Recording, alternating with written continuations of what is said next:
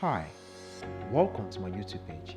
Today, I'll be sharing tips with you on how to save your images for the web. Thank you for joining us. As you can see, this is the image you'll be working with today. So, what I want to show you are just tips on how to save your images for the web. If you can observe, some have challenges while saving your images. You see, when they save for the web, it drops quality. But what I want to show you on how to save it properly, most especially for Instagram, which equally applies to Facebook. So let's get started with the action. So this is the image we'll be working with. As I said earlier on, to save, I'm working on a Mac. Same applies to Windows operating system as well. So you come to save file, under file, come to export. So you click on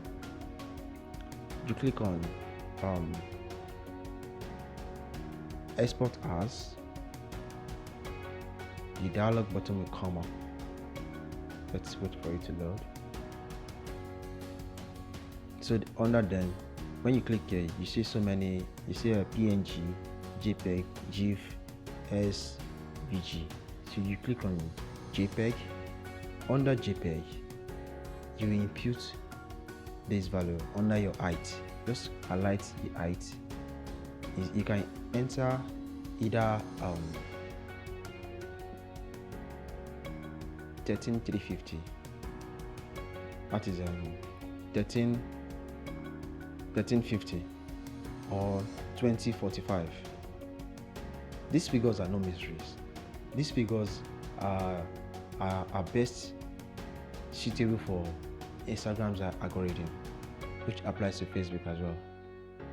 So you enter 2045 and you click 2045, you click to load. So under your resample, you can see by cubic automatic, by cubic sharpener, by cubic smoother, and the rest. So you click on preserve details. So when you export it, preserve your original details. And when you compare with the final image, you will discover little or no difference. And when you export on the social media, it will retain that same clean and crisp quality that you can see on your laptop.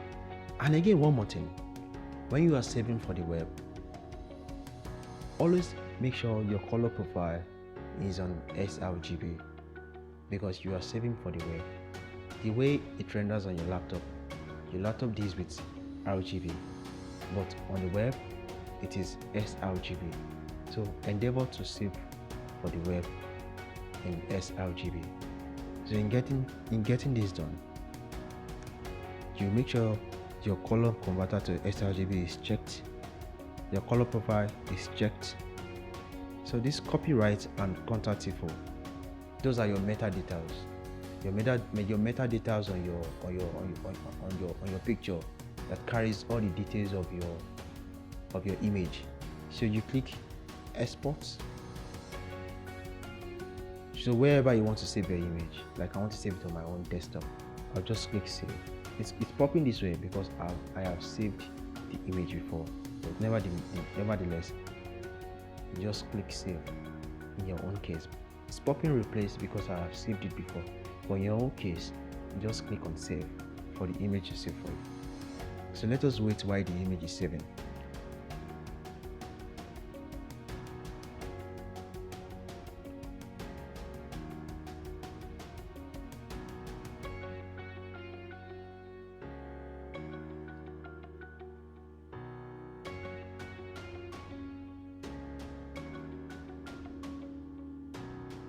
Okay, now the image has been completely saved for the web. For us to view the image that we've saved, I will minimize my Photoshop. Here is the image I have saved for the web. As you can see, it's retaining that full quality of what I have on my Photoshop, which is the same thing you see on your social media when you post. And it's always key whenever you are posting for the web. Keep your file size to the barest minimum. Let me check the property of this one. You will see my file size is no more than 2.5 KB, which is very fine for the web.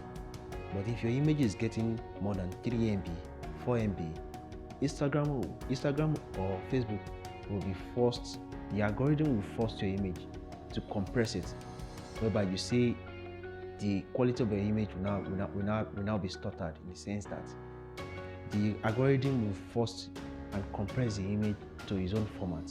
But if you save it properly for the web, the algorithm will just overwrite it and just save the way you have exported your image. You just post it the way you've exported your image. So with that, let me show you another format that you can apply as well, which is also acceptable on the web. So in this case, let me open my Photoshop. In this case, I'll click on the same, I'll come this way again. There's a shortcut for this, but I don't want to go through the shortcut. But on your system, you see the dialog box for the shortcut. But if I want to do it on my Mac, I can just press Shift Option Command W, which is what you can see, and which same applies to your Windows operating system as well. But I will go through this case for us to have a clear view of how to go about it. So I'm going through the same process again. So I'm clicking on Save As.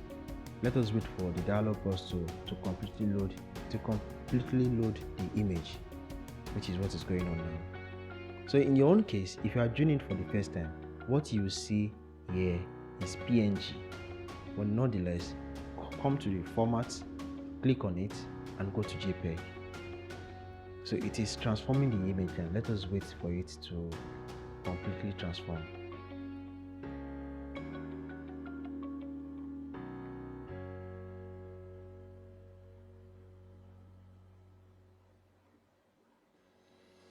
Now the transformation has been completed. So under your height, just highlight the existing figure, input 1350. If you can recollect, the previous one I entered was 2450, but in this case 1350 is also applicable. So you can use these two figures depending on the how heavy your file is. Like if I use this 1350 now, it will compress the file more, and you see the image will not be more than probably 1 MB.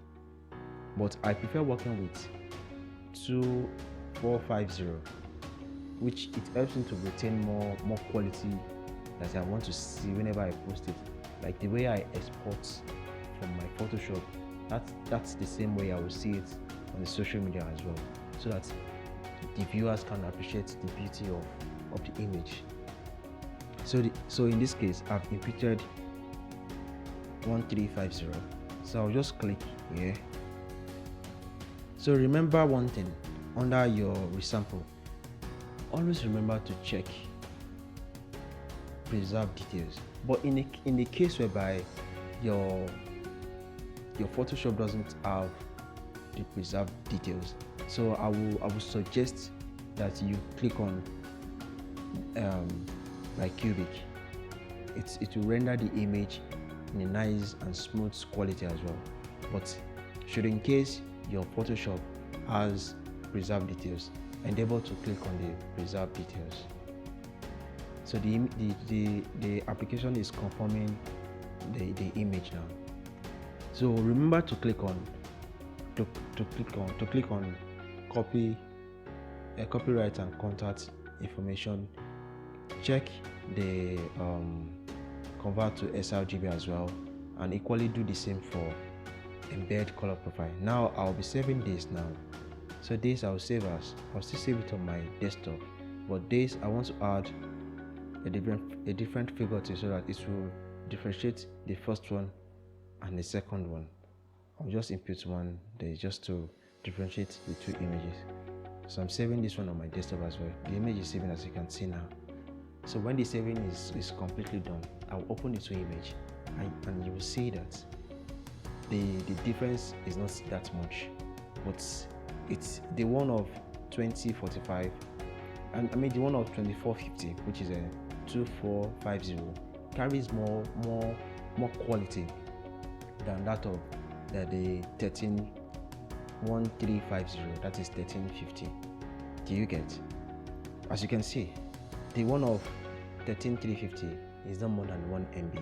So it's basically has to do with your own personal preference. But like I said earlier on, I prefer to save it in 2450, which is a 2450. So let's see the two images now.